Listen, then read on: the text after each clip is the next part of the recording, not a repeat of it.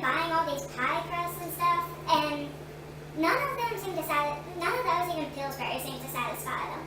And everyone keeps saying that pie crust is too complicated and it's not easy enough for them to make. Which is why I'm making this my speech number 4 and decided to teach y'all that really the pie crust is so easy that you can practically do it in your sleep. I mean, I've been making this for over 2 years now, and I got the recipe from a website called allrecipes.com, and it is amazing. It is buttery and flaky. Okay, the first thing you do is take 1 1/4 cups of flour and put it in this bowl, okay? And then after that, you get a 1/4 teaspoon of salt and just mix it up in the bowl like so.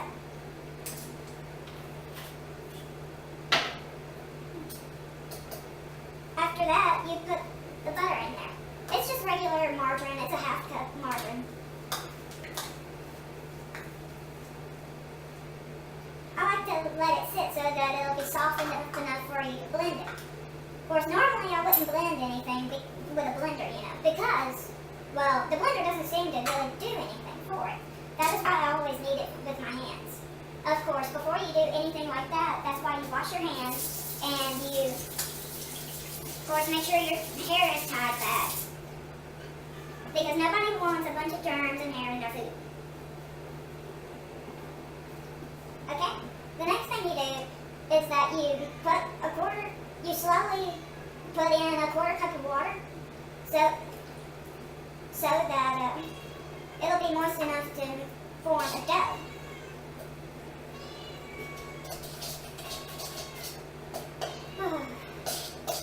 And of course you mix it up with the spoon, and it forms a crumbly. It looks like crumbs. And of course it's forming a dough. Of course I need some more water, the rest of the water. And sometimes I even have to put a little more in there just so that it'll be moist enough even though there's butter in there. Of course, once you're tired of mixing it up with a spoon, that is when you start using your hands for something like this, because the dough isn't crumbly, is it? So you need to kind of get your hands in there and get it dirty. Well, not dirty, but knead the dough and make sure all of it is completely combined so that it wouldn't be like crumbs, and that it has all the flour that it needs.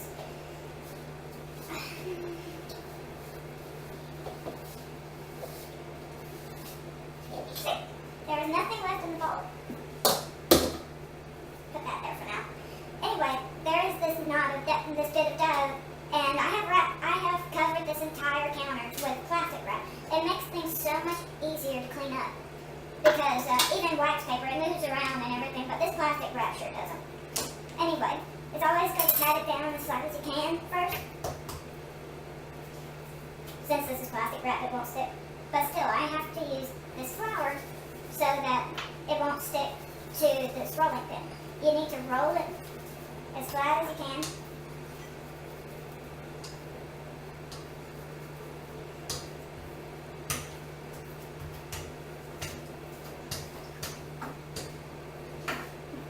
And tears in this dough is very easy to fix. You just gotta pop it back up again and start rolling it over again. I think that is probably the most frustrating part for some people. But anyway, once that is done, you turn the oven to 400, preheat it so that the oven will be ready by the time you are done with making your pie with this crust.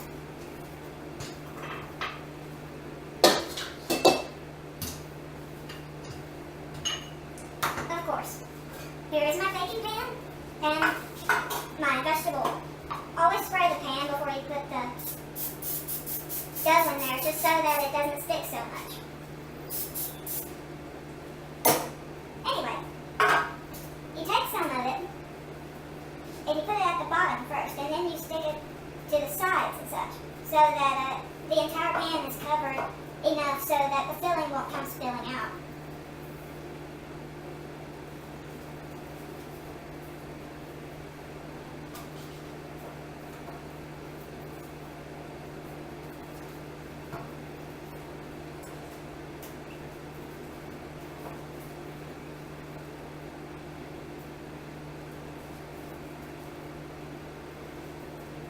But anyway, once this is done, that is when you start making your filling.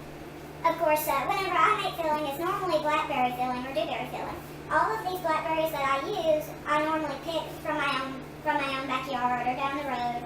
These are wild dewberries. They're very sweet and they are very good for you too. Of course, they are completely wild. They just grow and pop up during the summer, and they are great for pie fillings because, well, of course they're very sweet, but they're very tart at the same time. They might be a little seedy like a strawberry is, but of course it always has turned out to be everyone's favorite.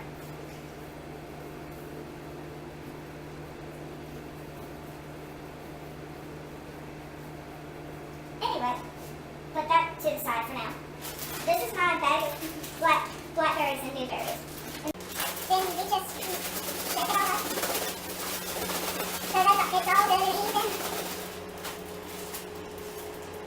Afterwards, you start putting all of this into the pan, as much of it as you can, because it cooks down while it's in the oven.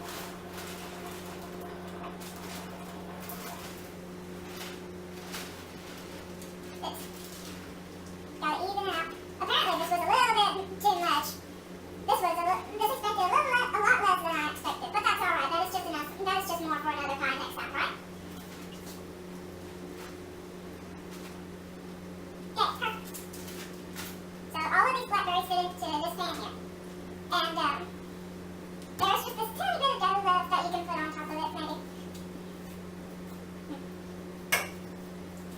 I like to normally crumble the leftover bits of dough so that there will be a little bit, just a little bit of crust on top, maybe somewhat.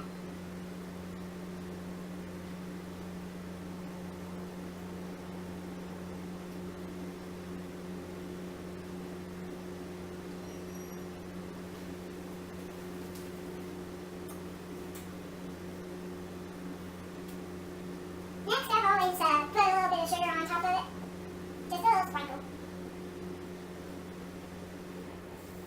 And afterwards, I would always put a little bit of melted butter over the top of it, whether there's much crust over it or not, but it makes it, for some reason, it makes the pie so much better.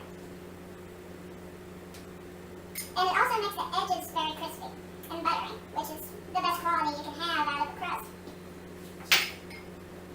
And next, you put it in the oven for about